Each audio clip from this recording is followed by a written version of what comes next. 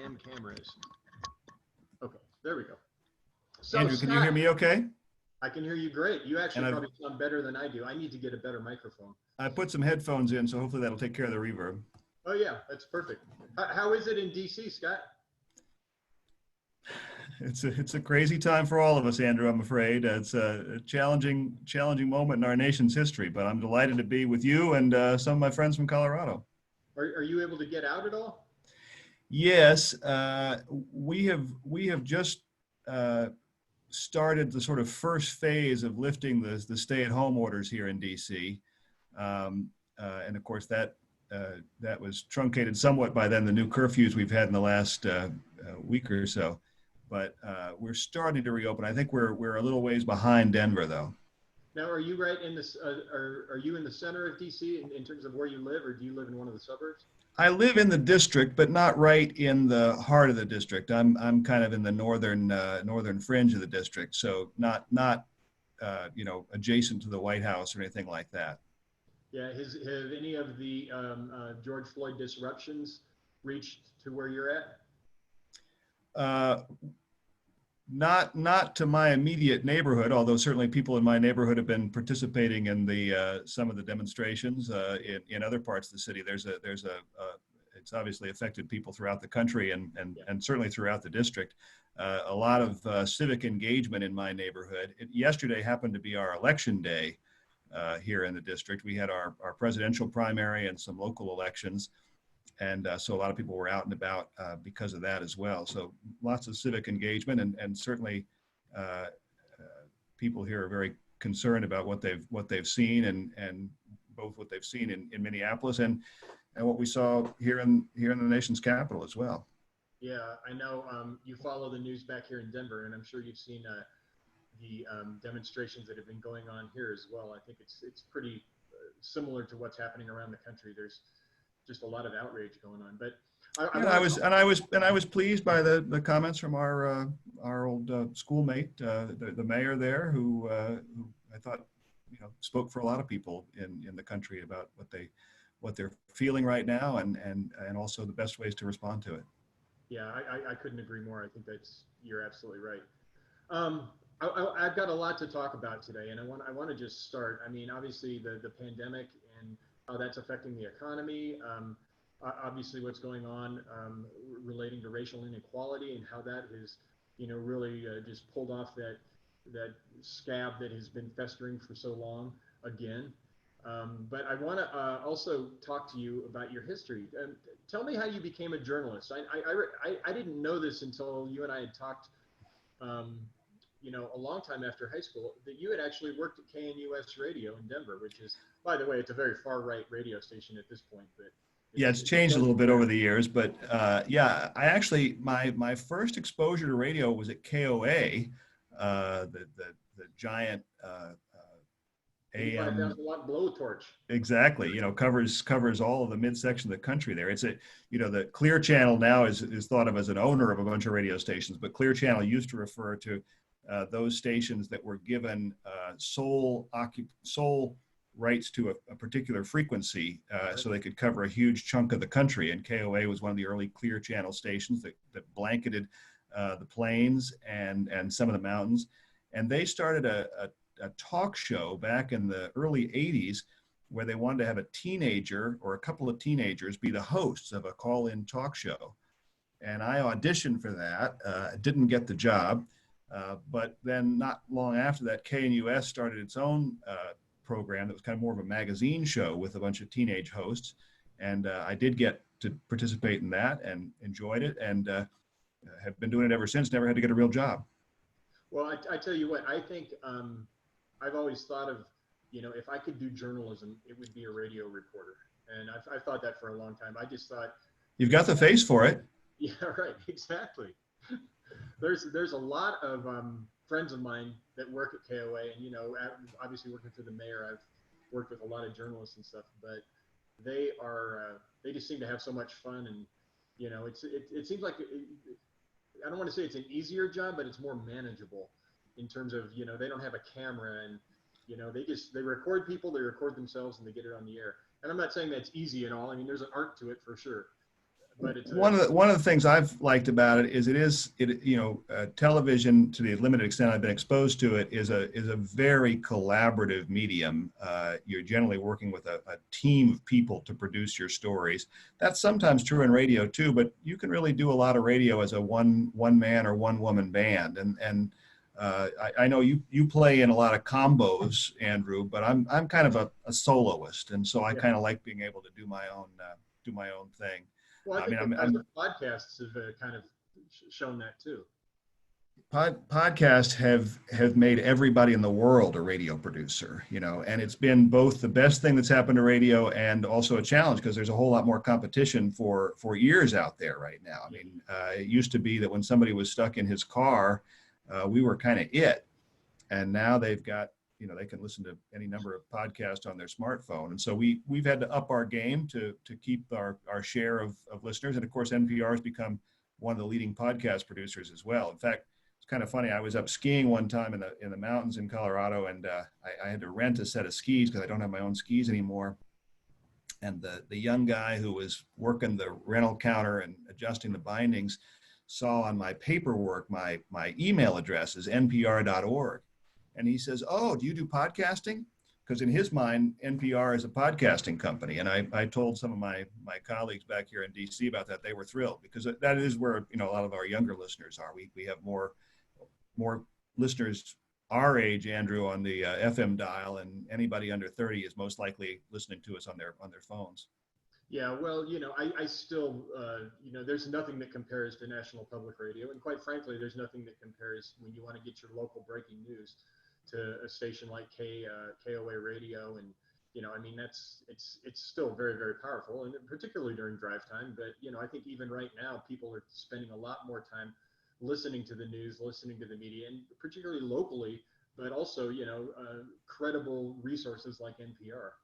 Yeah, although it's interesting you mentioned drive time. We've seen a real change in our listening patterns during the pandemic, because people aren't driving as much as they used to do. And you can there's lots of ways you can sort of chart the changes in our national behavior. You can look at electricity consumption or water consumption, but radio listening has shifted as well. And we know that our listeners are listening a little bit less in the early morning, when they maybe used to set their alarm clock and wake up to us, because maybe they're sleeping in a little bit longer, and they're not having to make a commute to work in many cases, or to school, but they're listening more in the middle of the day, and maybe a little bit later in the evening as well. So it's kind of, our overall listening has held up a lot, but the time has shifted a little bit later in the day.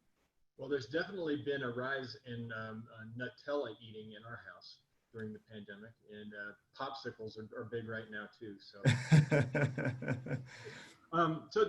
I track consumer spending pretty carefully, because it's so much of our economy revolves around consumer spending, and it's of course been hammered since the middle of March. It's sort of fell off a cliff. The groceries got a big boost at the end of March. Groceries were like the one category where consumer spending was way up in March. Everything else was down. And then in April, it actually went down a little bit relative to March, just because people had kind of finished stocking their pantries and their freezers. They're still spending more on groceries than they do normally, because they're eating out less and having to cook more for themselves at home. Grocery spending is still up from the baseline, but not quite the panic levels we saw back in March. Well, and 90% of that spending is on toilet paper. So. I got to interview a fellow who works at the Charmin toilet paper plant in Mahoupany, Pennsylvania. Yeah. He assured me they're doing all they can. They're working around the clock to make as much as fast as they can. But I got the people at Procter & Gamble to send me a photograph of the Mahoupany plant, and they sent me, it had 3 or 4 guys standing in front of a paper making machine, holding rolls of Bounty toilet paper and Bounty paper towel and Charmin toilet paper. And one of my Twitter followers said, "That looks like the best dating picture ever. He's got a job and he's got his own toilet paper. Man, that guy's going to get a lot of swipes." Swipes. Okay. Yeah, no, I'm not going to get too personal about it. I just hope Charmin comes back I, because, I said that the pandemic had really put the squeeze on toilet paper sales, including Charmin, and kind of dating myself. I guess Mr. Whipple's been retired for a long time. Their new slogan has nothing about I "Don't remember squeeze Mr. the Whipple. Charmin." I tell you, the other thing that has been pretty amazing is you can't find gym equipment. People are buying, I mean, you go to the store, there's no weights, or exercise bands. And even my wife, we are getting, I have not been shopping for any exercise equipment. I wouldn't know about that. well, even bikes, like we're getting my wife a new bike, and there's like a 4 or 5 month wait to get a bike. Yeah, I do know that bicycles are in high demand. In fact, my 10-year-old niece just got a bicycle for her birthday, and I don't know where my stepbrother managed to find one, because bikes are very much in demand, and that's I'm a pretty avid cyclist, and we do a group bike ride along with 10,000 of our best friends across Iowa every summer, the Ragbri ride. And unfortunately, that, like so much of our communal life, has been put on hold this summer because of the pandemic. But the saying among Ragbri people is the right number of bikes to own is always one more than you have currently. So. Oh, well, and isn't that the bike ride? You told me that it's the only bike ride in America where you can ride 500 miles and still gain weight. Gain weight. That's what initially attracted it to me, because I'm a very casual cyclist, but I'm a really competitive eater. So yeah, you just eat your way from one end of Iowa to the other, and it's a great event. We call our team No Pie Refused, for NPR for short. Oh yeah, who doesn't like pie? I mean, well, let me ask you. Tell me about the chronology of how you got to NPR. Well, like I say, I started out. I made a try at getting a job at KOA, didn't get it, but got a job at KNUS. There was a woman named Carol Lohman who had a project called You Think.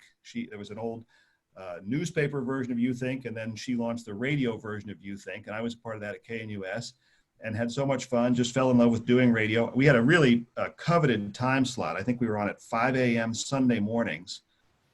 So not exactly prime time, but even then, people would always stop me and say, "Oh, church time. I heard you on the radio." My friends who were hunters would say they were driving up to go hunting and they heard me on the radio, or my neighbor who was an insomniac said I was walking the floor and I heard you. So it was a real thrill. And if you're a little bit of a ham like I was, and maybe still am, it was great. And then I just sort of kept doing it. I thought, well, I may have to get a real job at some point, but I'll just keep doing this radio thing. And I wound up working at a series of stations. The sort of traditional career path in radio is you start in a small market and you kind of work your way up. And I sort of did that. That's a less common path now, just because there aren't as many openings in small markets, at least not for news people. But I worked for stations in Concord, New Hampshire, in Boston, and then Concord, New Hampshire, and Tampa, Florida, and San Diego, California.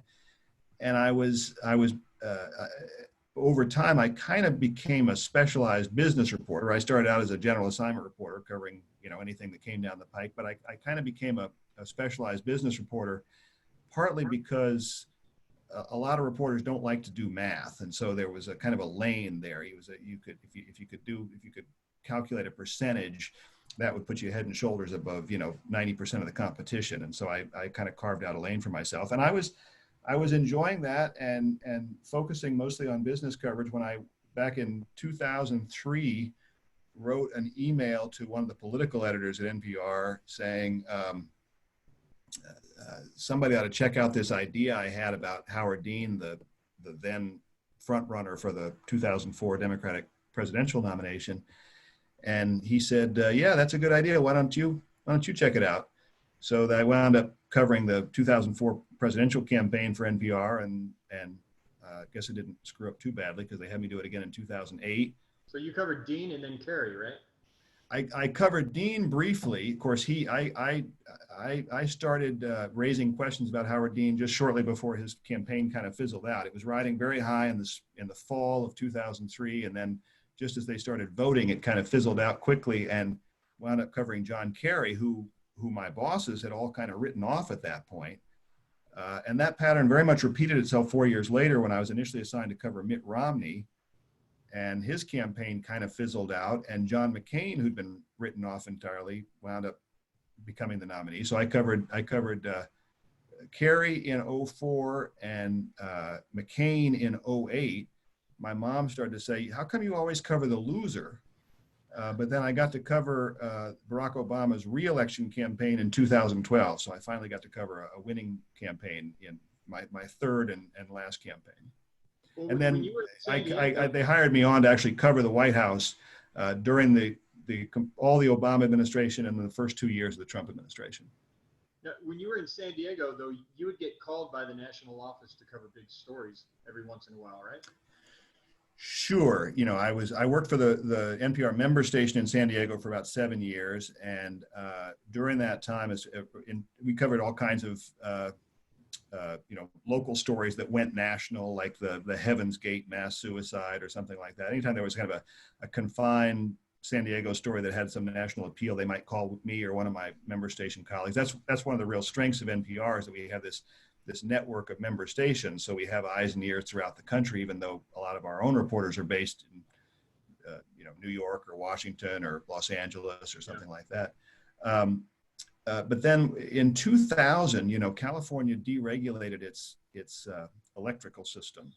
The deregulation actually began before that, but in 2000, the deregulation just became a total mess. And for reasons that are too complicated to go into, San Diego kind of got hit ahead of the rest of the state. And so I had kind of a 6-month head start on that story, which became a long running story.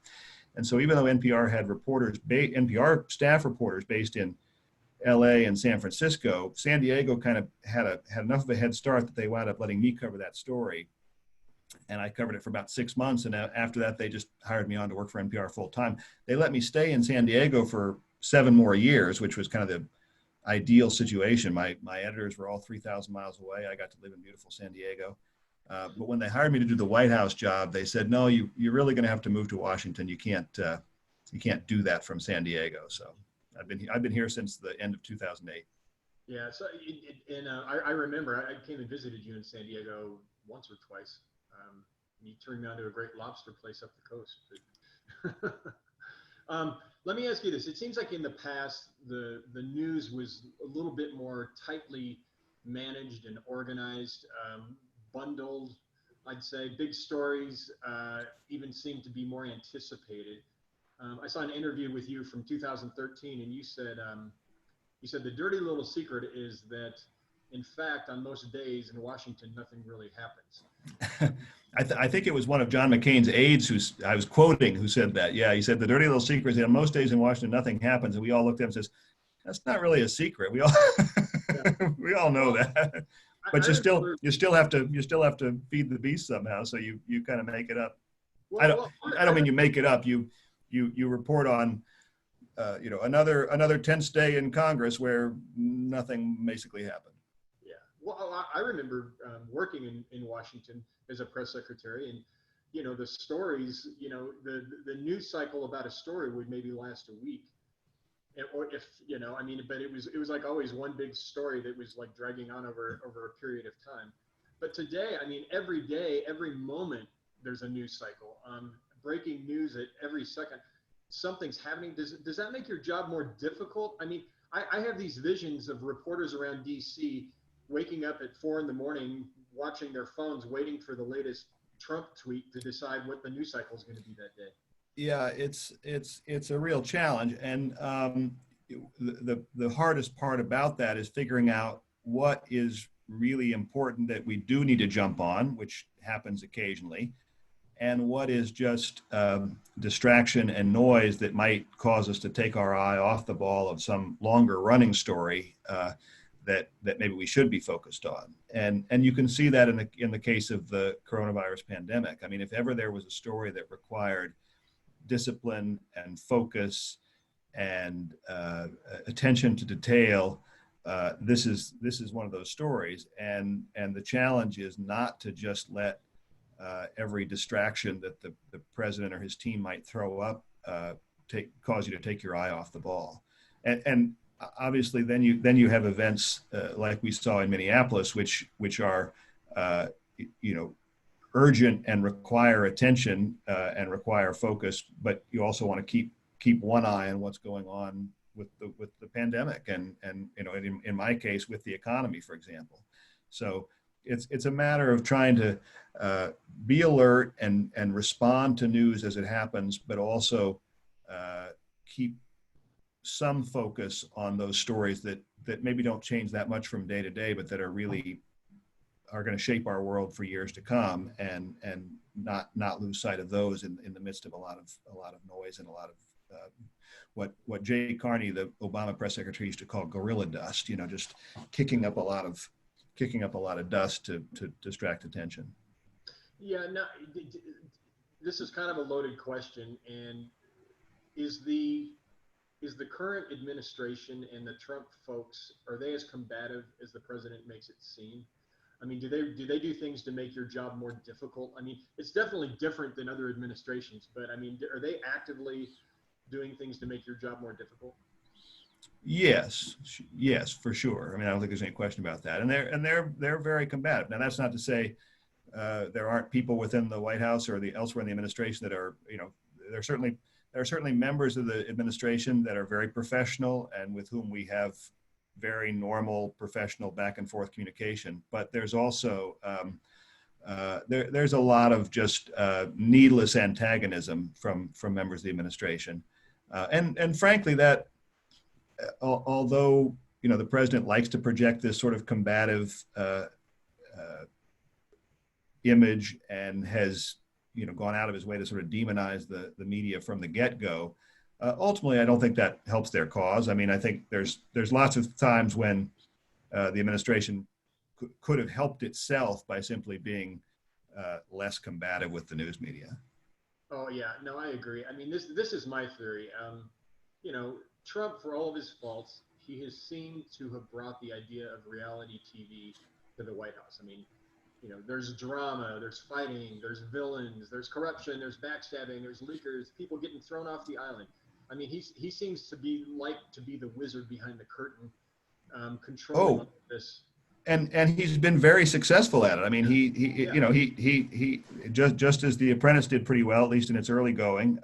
The Trump show has done very well. If your goal is to, you know, get high ratings and fill a lot of airtime, where he's been less focused and less successful has actually been running the government.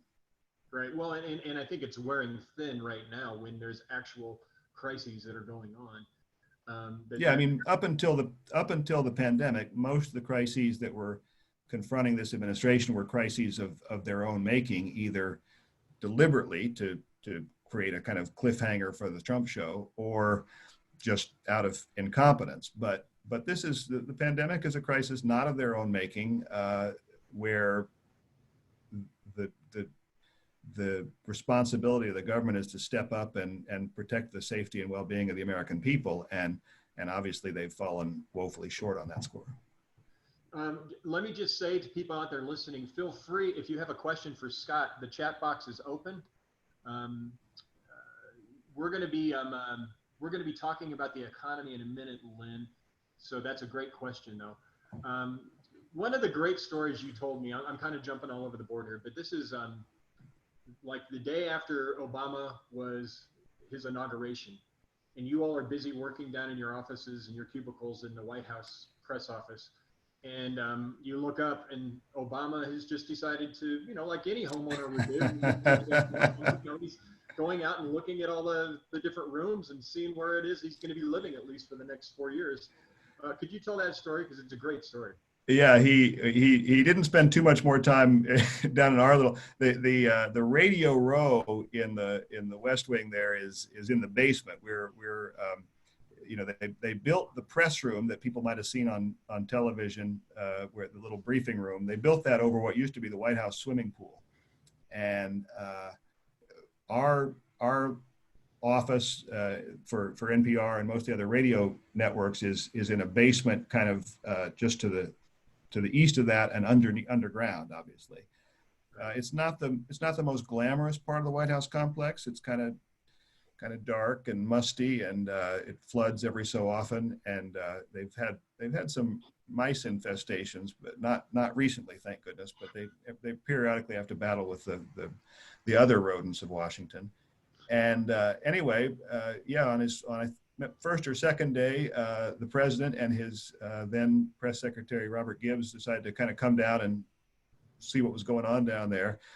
And of course, I think President Obama hoped that it would just be a kind of a casual opportunity to say hello and see what was going on. And of course, for the reporters, it was a chance to buttonhole the president and try to pin him down on whatever the news of the day was.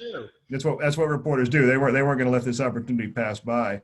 But I think that was another reminder for President Obama, if he needed one, that things were going to change now that he was the president. There would be no casual hanging out with the press corps. Not that there had been a lot of casual hanging out with the press corps during the campaign either, but he didn't venture down to the rabbit's warren of the press room very often. After that, he did notice, though, he took some time to point out that the vending machine in the kitchen there, where the reporters go and have their lunch and whatnot, is not stacked with Michelle Obama approved healthy snacks. It's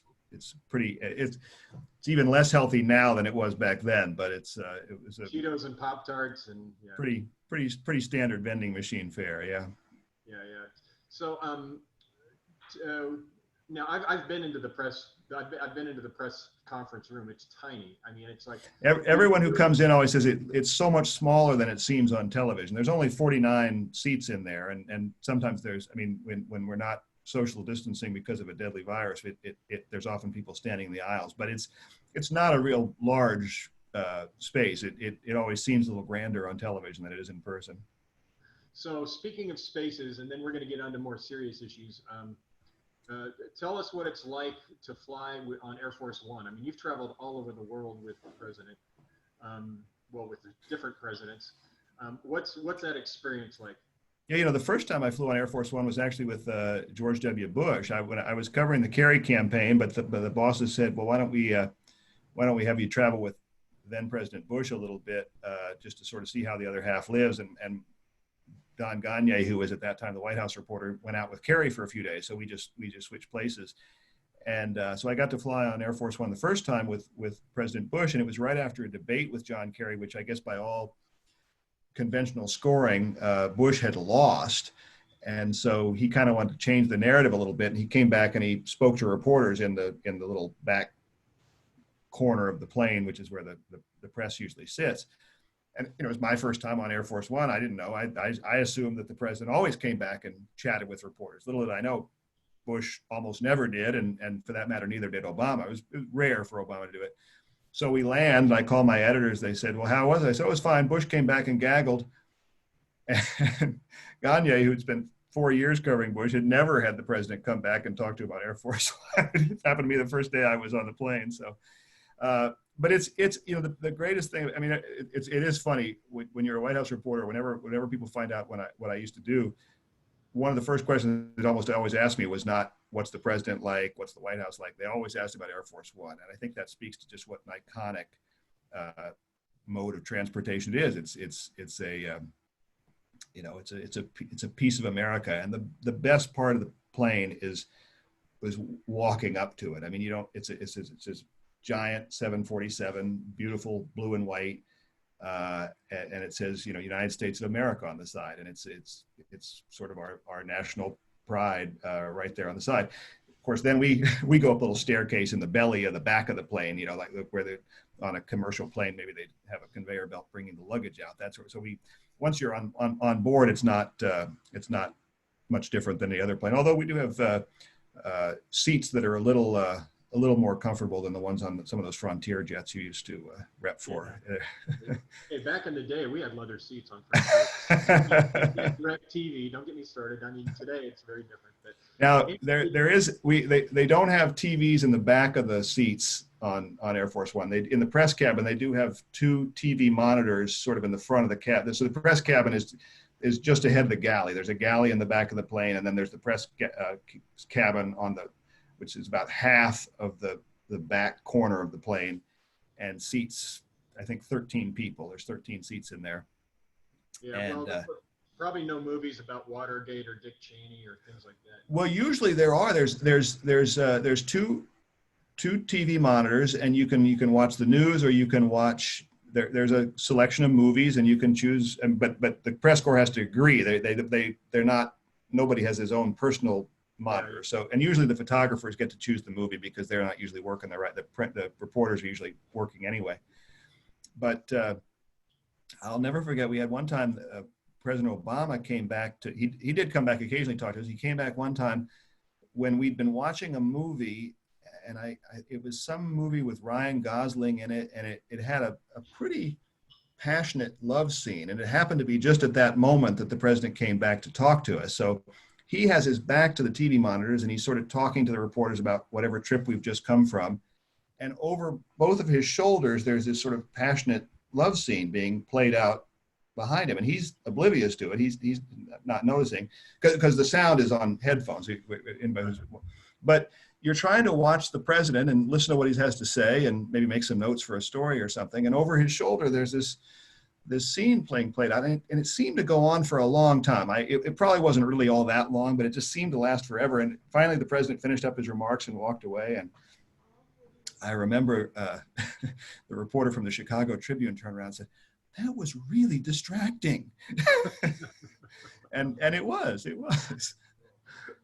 Well, it could have been more distracting with a certain president, but I never. Well, actually, I told that story to a colleague from USA Today who'd been around a lot longer. He said there was a time when Bill Clinton came back, when they were watching Fargo, and something kind of similar happened, except it was more of a comic scene than it was a love scene played for laughs. But President Clinton was not oblivious to it. He noticed it immediately, turned around, watched for a moment, and says, "I love this movie." Yeah, right. Well, in the current administration, the TVs are always set to Fox News. Yeah, well, I'll just tell my quick Clinton story because it was very similar. A friend of mine, he swears this is true. He was an advance guy for the Clinton campaign the first time. And they arrived in a small town somewhere in the campaign bus, and they get into their motel, and he calls up my friend, and he says, "Hey," he says, "can you get us a couple pizzas and come on down here?"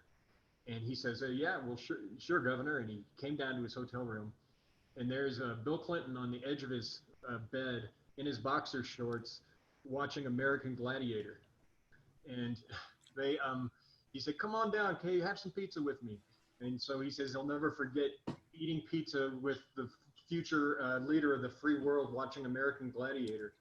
But, hey, he's a Southern boy. That's his MO. But, okay, I want to talk about switch and talk about to the things that are going on today. I mean, just a few months ago, I think it was at the start of the pandemic when they announced that you're the new chief economic correspondent for NPR. What a crazy time for this new role. Yeah, well, I actually took over a little before that, but I'd been covering the White House for 10 years and was ready for a change, and the bosses felt like it was probably good to get some fresh eyes on the White House, which they like to do from time to time. And I thought it was a good opportunity to kind of go back to my roots as a business reporter. And I certainly did not predict that this was going to happen, but I had a feeling that the economy, which at the time was going very well, would continue to be a good story. And it's a good story, even if it's a very bad economy. It's probably the worst economy we've had since the 1930s.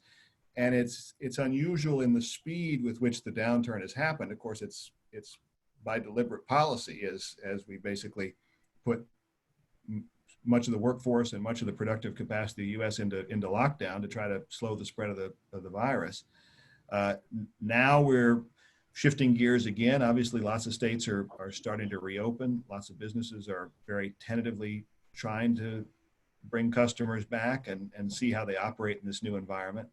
And it's a really challenging time, and it's a challenging balancing act for us. How much can we put the brakes on the economy, and how do we try to keep this virus in check?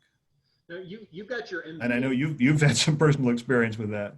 Oh yeah, no, my whole family had coronavirus. We got it at the very beginning, and we've been out of quarantine for over 2.5 months now. and we're all fully recovered. But it was a scary time. It was a surreal time. I mean, for our family, the four of us living here, the two young ones, my wife and I, we got through it in about a month. But Christine's mother got it real serious. Was in the hospital for about 5 nights, and we were very fortunate. She was able to get tested early on, and she's totally fine now. But she was on oxygen for a while, and she had to bring a big tank back home and everything. But let me ask you this: you got your MBA. Was that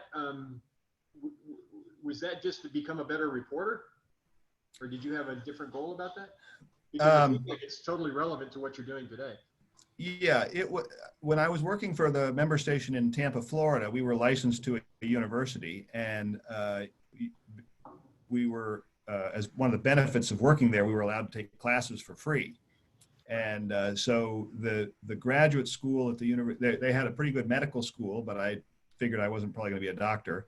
And the graduate school that they had that seemed to make the most sense was a business school. So I started going to take business classes at nighttime, and I think I thought that it would make me a better business reporter. To be honest, I probably could have taken, one community college accounting class and learned everything I need to know that I actually put to work in my daily job of reading economic reports and that sort of thing.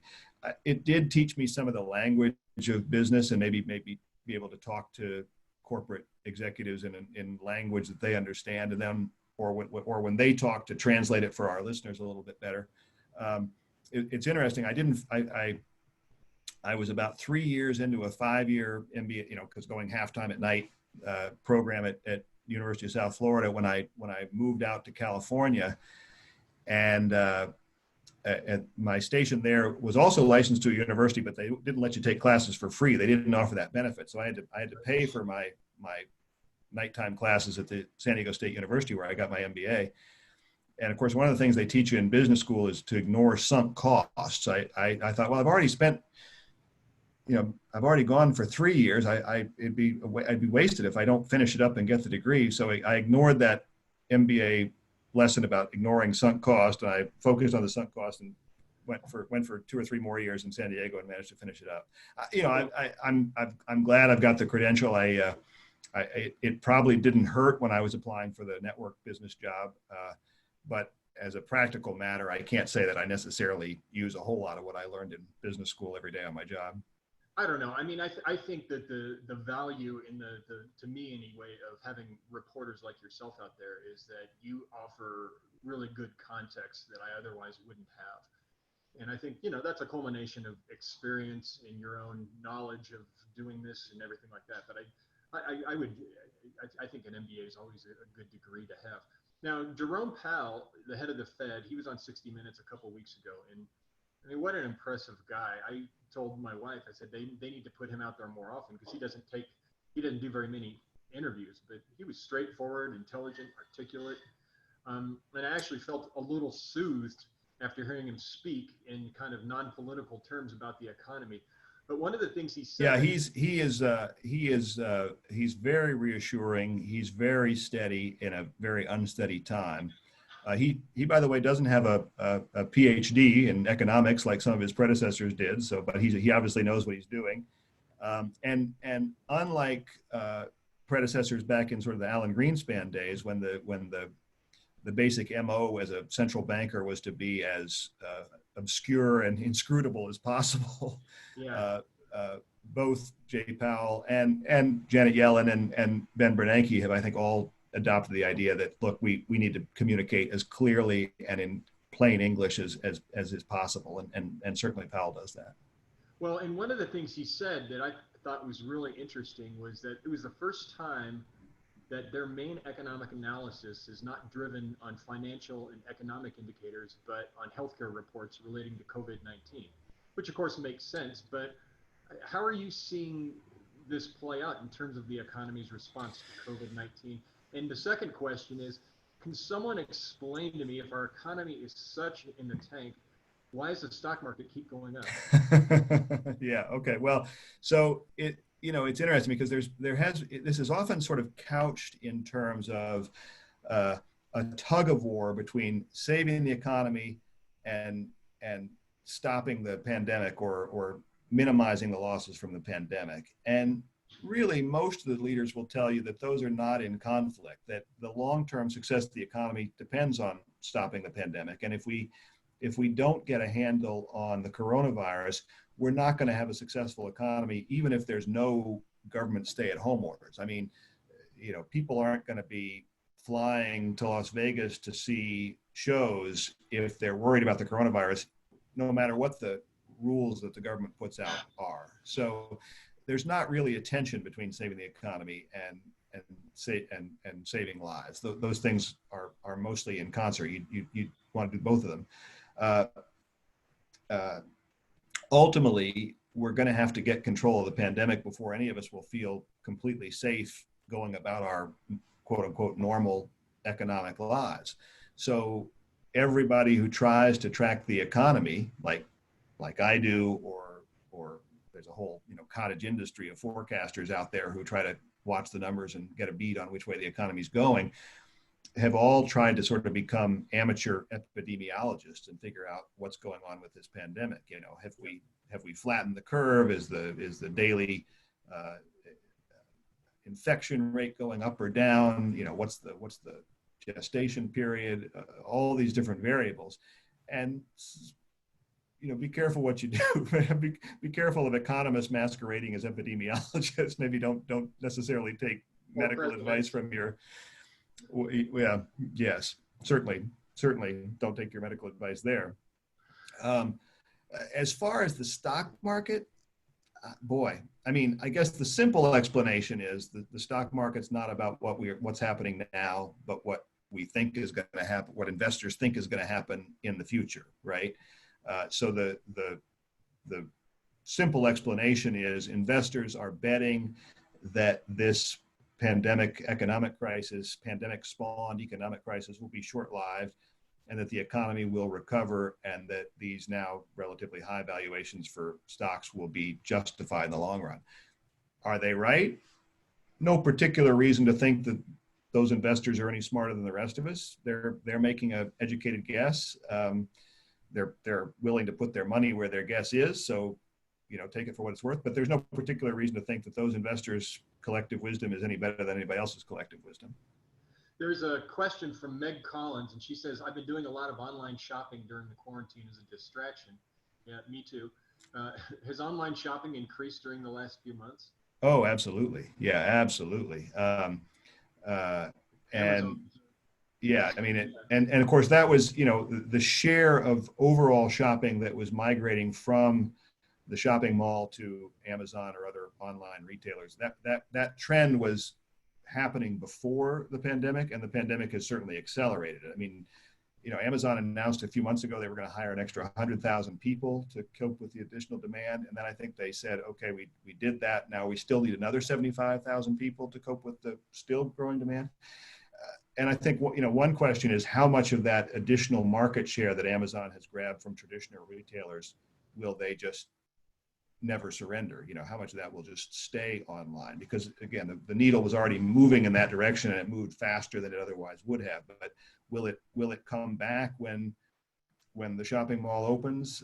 They'll probably lose some of that extra market share, but they'll keep some of it as well.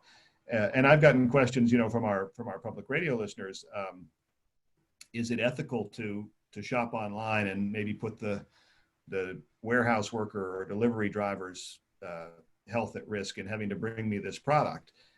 And I guess the answer there is, is it a product that you really need, or is it just a whim? And then, what can you do to, not put the delivery driver at any greater risk than they would otherwise be? So maybe just have them leave it at the door. Don't go out and grab it from the delivery driver.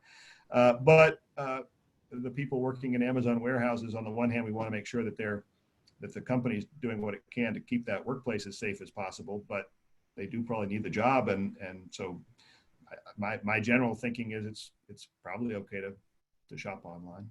Well, I do all the cooking at home. And so there's been a lot. You're a good cook. I know. I've had some of your cooking. And but on Wednesdays, just to keep the tradition alive from the schools, we get the kids pizza because it's Pizza Wednesday at school. And so the Domino's guy, they've created this new little cardboard pizza throne, and so they drop it off on your porch, and then they step away. So it's a little cute little thing to make sure that your pizza keeps warm and it's not just thrown onto your porch. But they got the pizza thrown. Domino's has introduced this, or you guys built it yourselves for your porch? No, we should. That was a good idea. No, we have we've Domino's introduced it. Wow. Yeah, I mean the pizza delivery people have also been doing a great business. Domino's and Papa John's have all been hiring. I suspect Peyton Manning's doing okay with his locations. All the delivery services are doing well, but pizza in particular, I think, because maybe a lot of people are trying to maintain the school tradition. I don't know. Well, let's move on. I know we've only got about 10 minutes left. I want to talk about another pandemic and epidemic that has been with us a lot longer than coronavirus, and that's inequality, racism, inequity. You've been doing a lot of reporting on this, which I applaud you because it's smart, it's thoughtful, and it really paints the picture of things that have been going on that unfortunately just big events like this kind of makes us woke to it. It shouldn't be that way, but it is. But you reported on a survey by the Federal Reserve last year, and some other reports as well that basically says what we've already known, which is African Americans are worse off than whites by almost every economic measure. African Americans are less able to pay their monthly bills than whites or Latinos. It's hardly surprising because that the income among African Americans is 41% lower than that of non-Hispanic whites. You also talked about how blacks are also 40% less likely to own their homes than whites, depriving African American families of an opportunity to build wealth. And African Americans who are working are also more likely to have jobs that put them at risk for infection. And you reported on a survey by the Labor Department that found in 2018, less than 20% of African Americans held jobs that they could do from home compared to about 30% for whites. It's another major moment in the history.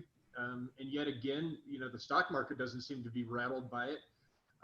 But how do you think that the unrest over George Floyd is going to play out in terms of the future of the economy? I mean, is it finally a point in which we're going to see real fundamental institutional change, not only in terms of police accountability, but in terms of change in inequities suffered by minorities?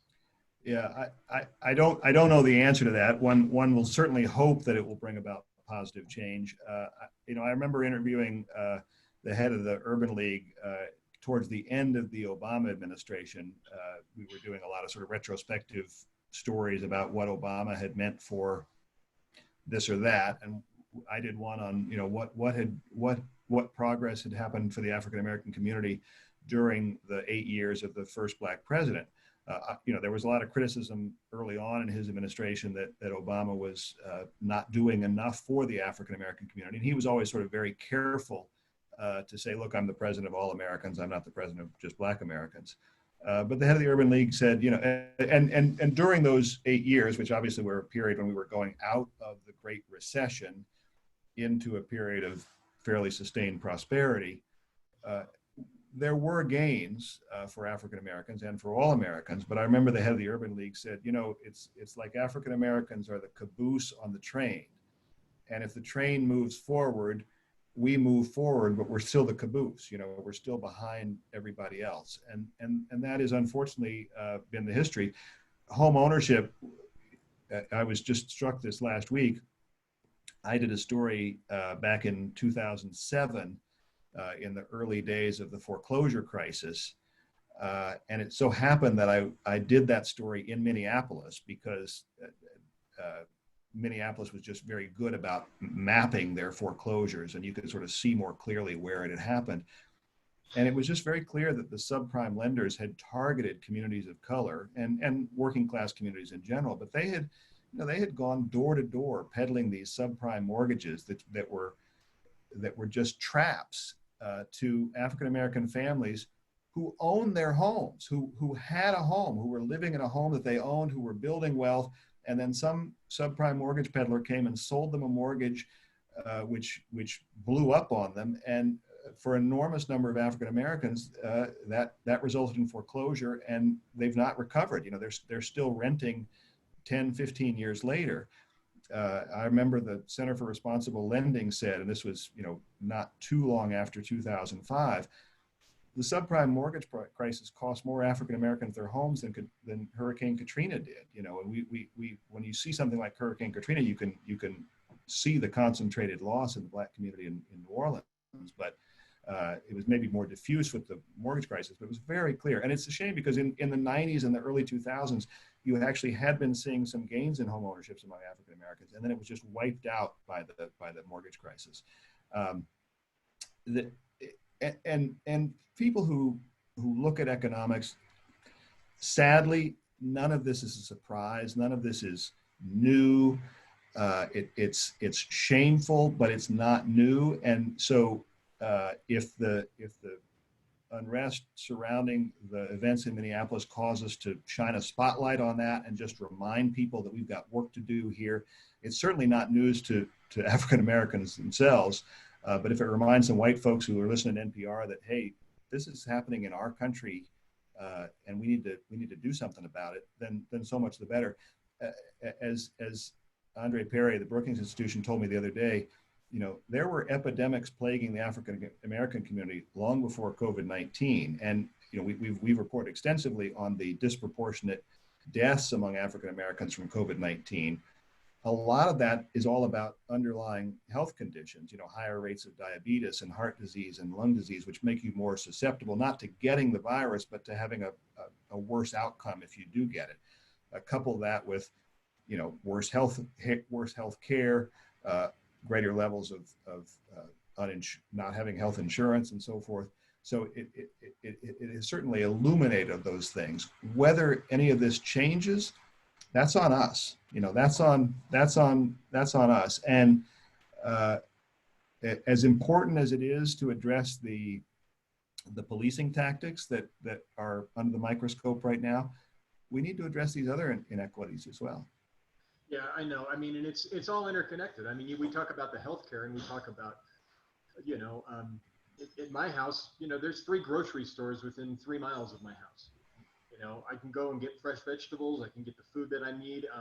You know, there's a Whole Foods. There's a, you know, but if you go into some of the neighborhoods in Northeast Denver, it's like there's one grocery store within a 10-mile radius. It's very difficult. It's all of this stuff is very, very interconnected. And it drives me nuts. And you know, to the police issue, you know, I'm convinced, just from my experience working in local government, that is really going to be solved at the local government issue. I mean, that's where the police officers, the bad police officers, exist. That's where they're allowed to retain their badges after these things. Cities are afraid to take these things to a public trial. They, you know, in the city of Denver, between 2014 and 2017, the city council approved over $15 million in settlements as a result of bad behavior by sheriffs and police. And, you know, ultimately for us as citizens, it's about voting and making sure that these issues are at the top of our minds when we're pulling those, we're at the voting booth. It just, yeah. And one thing Obama used to say when he was campaigning for himself and or campaigning for others in 2016, you know, don't boo, vote. Yeah. That's ultimately what it comes down to. And I guess I'm venturing into personal opinion here, but I think this is backed up by some evidence as well. By all means, exercise your First Amendment rights. By all means, if you're dissatisfied with the way police are behaving, let your civic leaders and the world know about it. But to the extent that public demonstrations turn violent or destructive, as Martin Luther King said, that just empowers the worst in police tactics and the worst in policymakers. You know, that plays into the authoritarian, get tough policing, the voices that demand that. So Well, and you also have to admit, and I mean, well, you don't have to, but I think that you see it better than us, is that what the pandemic and also what has been going on with the George Floyd situation is that it's really starting to magnify the widening division between the haves and the have-nots. I mean, I see it in terms of cost of living versus what people are getting paid to do jobs, and I see the salaries coming on my job board every day. And I'm like, I cannot believe, that somebody wants somebody with 10 years experience for $60,000 a year.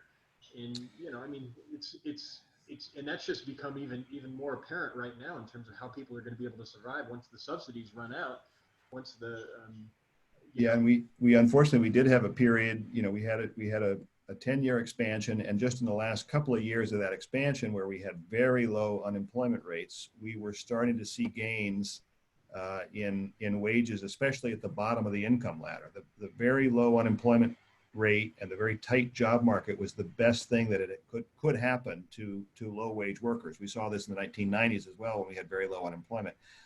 We've stripped away a lot of bargaining power for workers in this country by, putting down unions and right to work laws and other measures that have made it really hard for workers to organize and bargain. But the one bargaining chip they have is when there's a really tight job market, they can demand better pay. And sadly, now that we're having unemployment, back at the 20% range, it's probably what we're going to get from the Labor Department on Friday. A lot of that bargaining power has been stripped away, and that's particularly painful for the workers with the least experience, the lowest paid jobs, and they're the ones who are suffering disproportionately. I mean, in every recession, it's the lower wage workers that get hit hardest, but that's especially true in this recession because, and it's not an official recession yet, but I think we can all agree we're in a recession, and this has been even more tilted against the bottom rungs of the ladder because, again, I've been able to work from home. You're doing the same, but if you work in retail, if you work in the restaurant business, if you work in a hotel, which are traditionally low wage jobs, those are the ones who've been really hammered by this. Yeah. Hey, I'm going to bounce back real quick because I know you've got to go, but there's a couple of questions, and one is from our old classmate Debbie Jung, who's watching. Hey, And Debbie. she asks, what are some of the most significant changes journalism and White House coverage have undergone between the Obama and the Trump administration?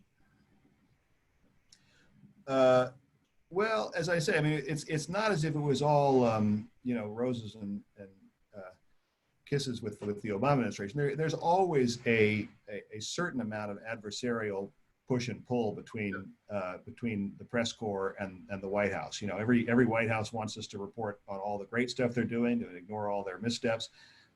But I will say, I think in the Obama administration, there was a basic understanding that the press had a role to play in our society, that we were not just there to make life difficult for the administration. We were there as the eyes and ears of the American people. I don't think there's really any recognition of that in the Trump administration. From at least from the president and his press team. There have been people, certainly John Kelly, the former chief of staff, acknowledged that we had a legitimate role to play, and there have been others within the administration who've acknowledged that. But there are large swaths of the administration who have just adopted the president's stance that the members of the press are enemies of the people and just there to make his life miserable, and that that's tough. The other thing that's happened, and this of course predates the Trump administration, but when there were 3 TV networks and a handful of legitimate, every city had 1 or 2 major newspapers that everyone read. We could have sort of an agreed upon set of facts. The splintering and balkanization of media outlets of all sorts, and the explosion of social media, where the drunk at the end of the bar looks the same as the New York Times on Facebook, has just allowed everyone to kind of have his or her own personal news feed that more and more just reinforces their own viewpoints, and that's not something that Trump caused, but I think that's been really detrimental to our society. All right. Well, Scott, look, I really appreciate you. I know you're a very busy person, and it means a lot to me that you've taken this time to talk. And I deal with a lot of job seekers out there, and I think they're grabbing for any kind of news they can about what all of this means for their job search and for their careers as they move forward. And a little encouragement today. I mean, we got a payroll report from ADP this morning, which was, by normal standards, terrible. It showed nearly 3 million jobs lost last month, but that's way less bad than had been expected, and suggests that of the millions who filed initial unemployment claims between April and May, of the more than 12 million filed initial unemployment claims between April and May, some significant fraction might be going back to work. And so if there's any, ray of sunshine in a lot of dark clouds, I'll try to pass that along. Well, I'm an optimistic person too. And I think that I'm starting, like I said earlier, I'm starting to see jobs coming back onto my website, companies that are hiring. A lot of them, I mean, I think are trying to figure it out. I mean, they have to kind of revamp their environments in terms of how they, put one ways into the office, one way out, and trying not to, cluster people together and create these new workplace environments for people to keep them safe. Oh yeah, that was, the reason I talked to the guy from the Charmin plant, obviously, was to find out, when we get some toilet paper in the grocery store, but also, what steps are you doing? Because there have been, essential factories that have been operating throughout this whole now going on 3-month period. And they've been having to figure this out. They've been having to improvise in many cases because they haven't gotten a lot of direction from the CDC or OSHA like you'd like them to. But they've improvised. They've shown the kind of innovation that American industry is known for, the kind of resilience, and they kind of have some clues as to what the rest of us might expect when we get to leave our home offices and go back to the workplace.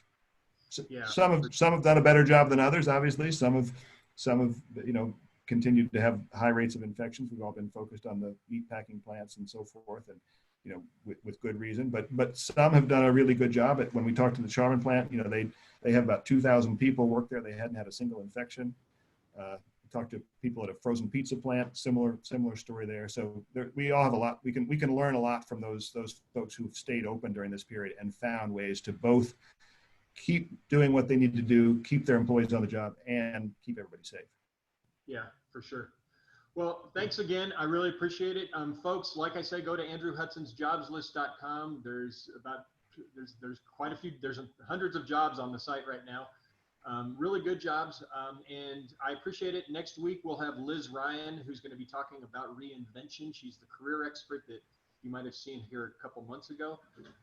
She's awesome. She's written a book on reinvention and has a lot of information to share. Thanks again, Scott. We'll talk soon. Hey, great to be with you, Andrew. All right, take care.